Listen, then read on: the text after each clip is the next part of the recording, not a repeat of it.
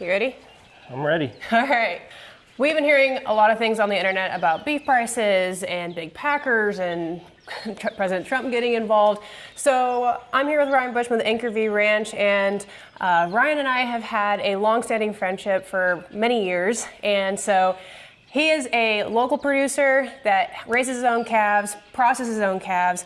So we're going to break down the pricing of what he pays and what you pay at the grocery store and really see if there is a price discrepancy like you hear online. So Ryan, talk a little bit about how you raise your calves, maybe some of the genetics, what's the average of what you process at, and just give a little background on you and your operation.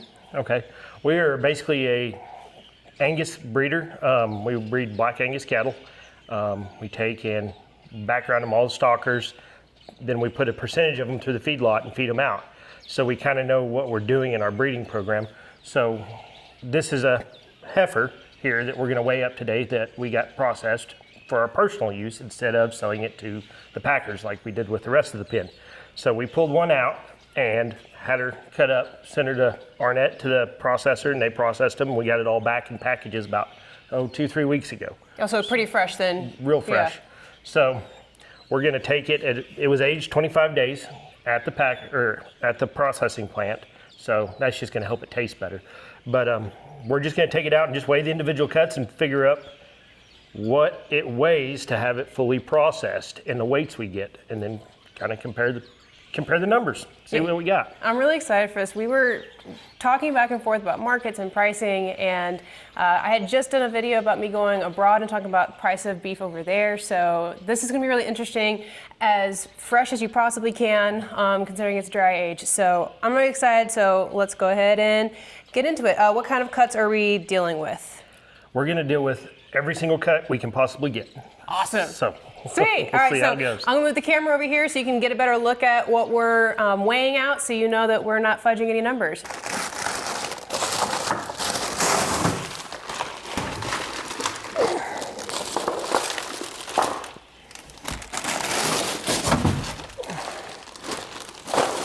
So we have the scale here. We're zeroed out, and we'll just start putting the cuts on here and getting the weights. So this is 1 pound, 6. So we're going to be going through a lot of beef today, so we're going to go ahead and fast forward all this stuff.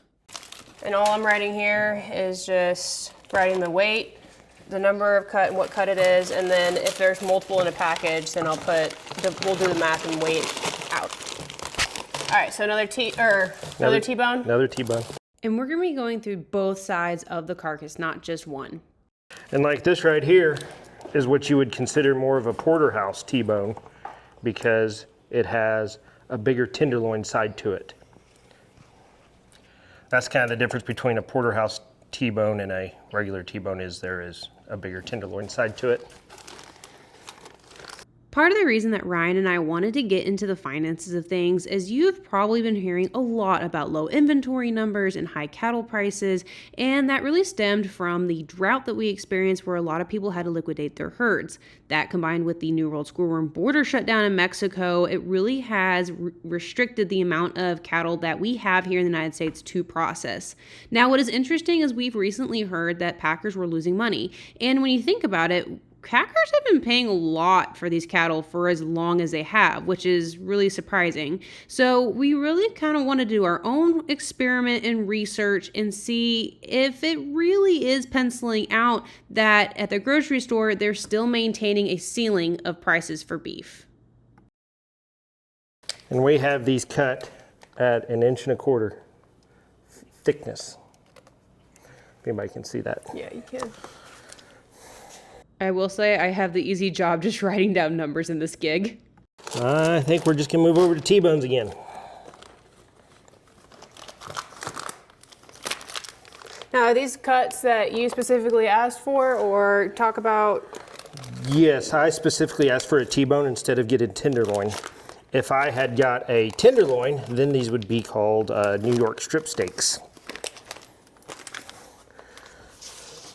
Just kind of how the cow's laid out, that's how you got to kind of pick and choose your cuts. I like steaks, so I get more steaks. And what Ryan is talking about is a cut sheet, so you can get custom cuts depending on what you want.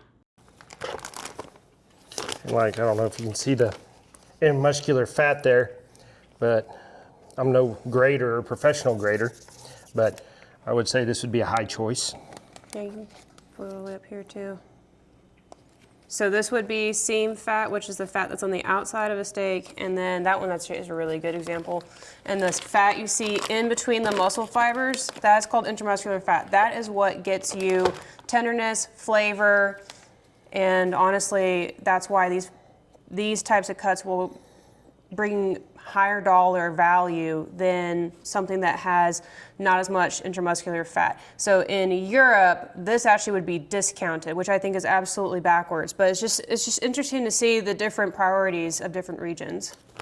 Now, I did go to Europe for 3.5 weeks, so at some point, whenever I can catch my breath, I will put all those videos together because it is really interesting seeing the different, I don't know, just customer, but also government influence on what you see at the grocery store.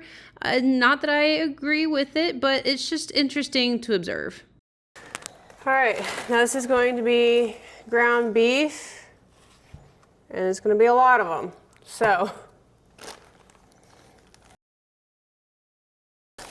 here's the bag, and here are the other 2 bags. We're dedicated to the math, Ryan. Yes, we are, and we're gonna get it all. Now remember, you can get different percentages of beef. This is going to be a 93-7, but you can get an 80-20, you can get an 85-15, you get a 90-10. It all is depending on personal preference. So you can get different percentages of beef. Now these are typically going to be around the 1 to 1.1 pound mark. Let's see here.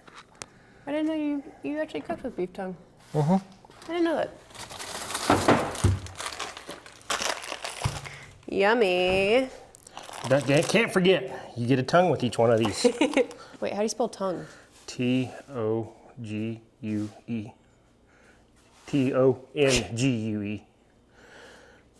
We're just gonna draw a smiley face and that. Whatever that is. Do you like my spelling? You watched us weigh out everything. I need an energy drink after that because that was a lot. We also went through the math and we calculated not only the total pounds, but the total cuts. And then we averaged, or we did the math on measuring how many cuts per pound, etc. So one of the things that we were talking about as we were weighing out this beef was that the genetics of the animal. Now we hear about genetics in the Angus and CAB, but there's something special about particularly your operation that you wanted to mention. Yes, we've been buying bulls from the R.A. Brown Ranch for the last 10 years, and I've gone very heavily with their genetics in our beef, and it shows in our carcass data that our animals are just really good animals now. Yeah. And I attribute that a lot to the genetic side of our cattle. Yeah, so be sure to reach out to them. The R.A. Brown Ranch out in Throckmorton, Texas. Fantastic family, very innovative, very progressive in the implementation of technology and managing their genetics. I personally love the Brown family. They are fantastic people. We follow them on social media.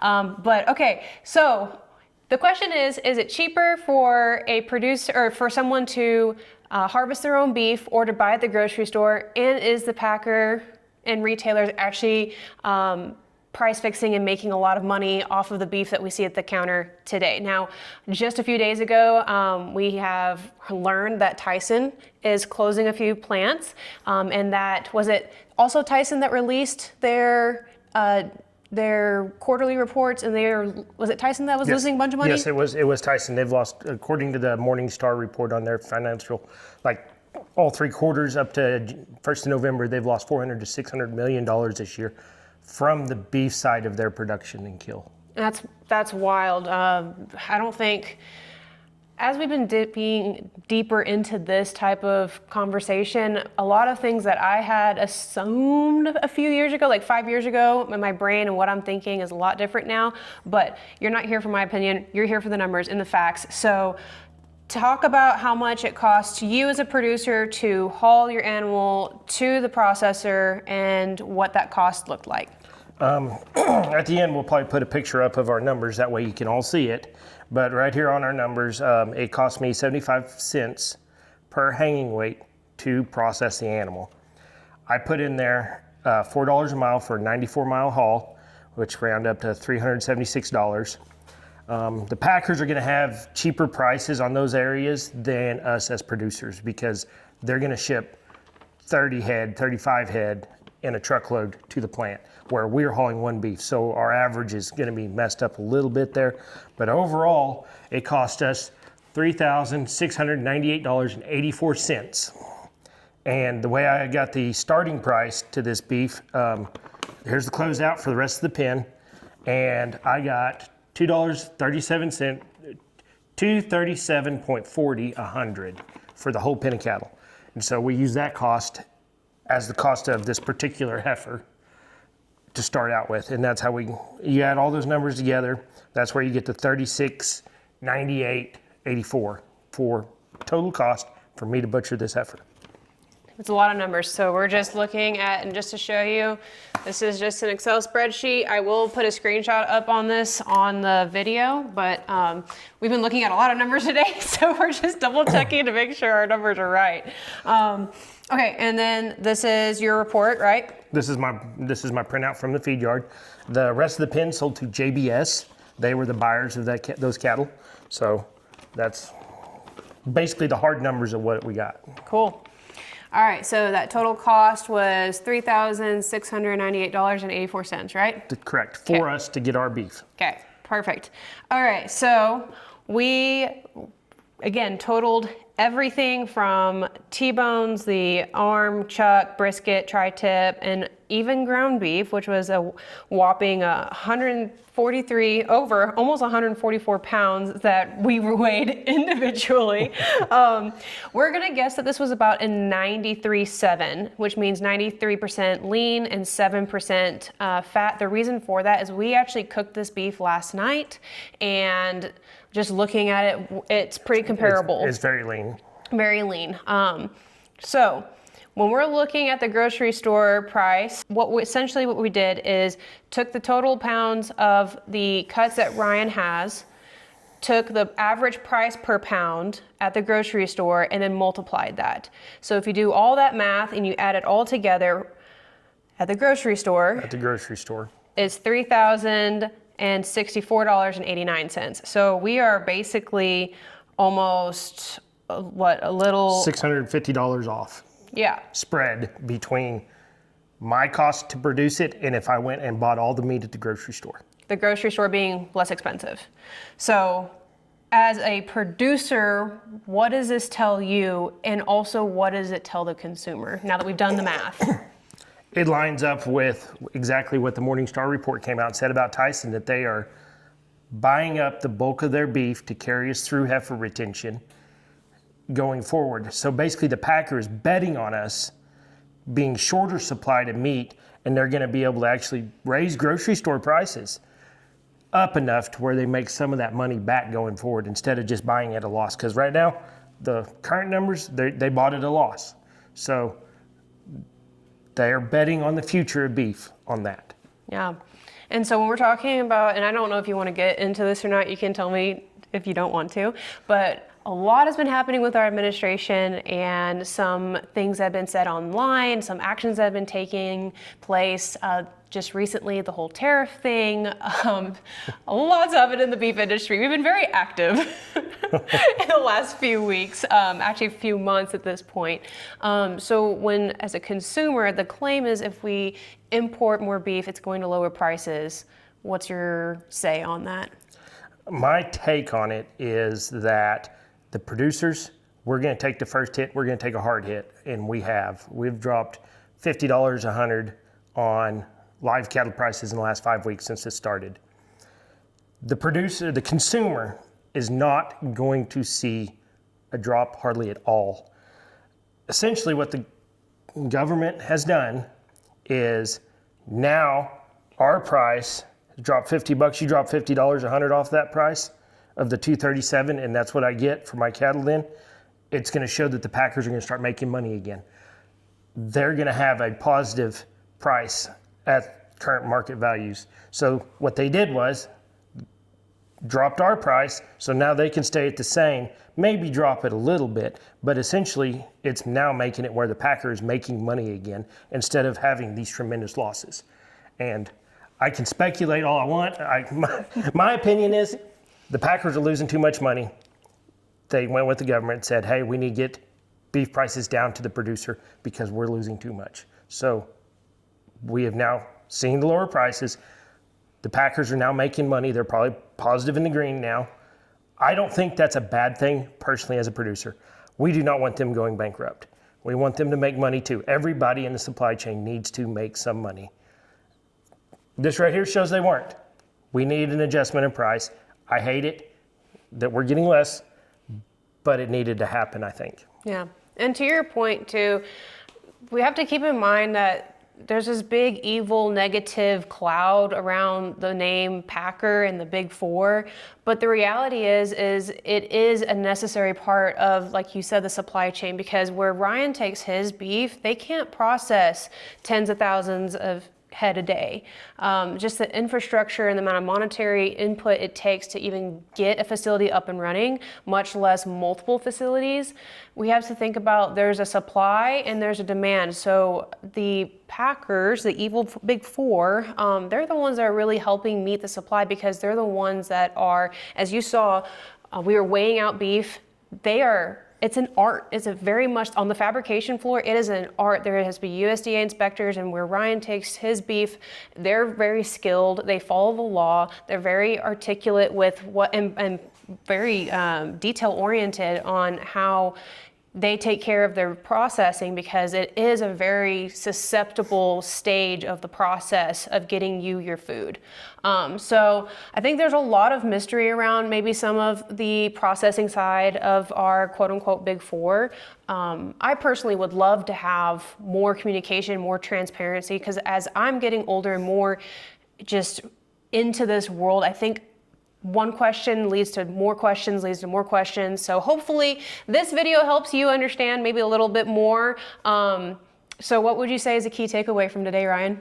Key takeaway is it's not always cheaper to buy privately. There's changes in the market. It's going to go like this. You got to hit your highs, take advantage of them, get your market protection in place. So when we're hitting these dips, you can sleep at night and know I've already marketed my cattle correctly to take advantage of the peaks, but there's going to be ups and downs. You just got to ride the wave and take advantage of profits when you can make them. Yeah. And remember, producers like Ryan who are buying high quality genetics like from R.A. Brown, and that shows on the carcass data. I mean, we showed you pictures of the steaks that we're getting, and I mean, that's a bet that Ryan is willing to take, and then the cattle prove it, and he gets an extra kickback for that. So invest in your genetics, know what's under the hood, as we like to say, of your animals, and be sure to like and follow along for more. We're going to be doing more of this type of stuff. I'm really excited, and if you have any ties in the industry, or if you have any questions, please drop them in the comment section. We'd love to address them, or I can get a professional and someone who's in the industry every day like Ryan on the channel, so that way you can ask them. So anyway, be sure to like and follow along. My name is Emma Coffman. This is WE Ranch Advocacy, and thank you, Ryan. This is Ryan Buschman again with Anchor V Ranch. Kind of got voluntold into doing this, so I appreciate it, but I appreciate you being open and sharing your data, because I know that's not always a comfortable thing. So thank you for that, and appreciate it. Yep. Thank you for having me. Yeah.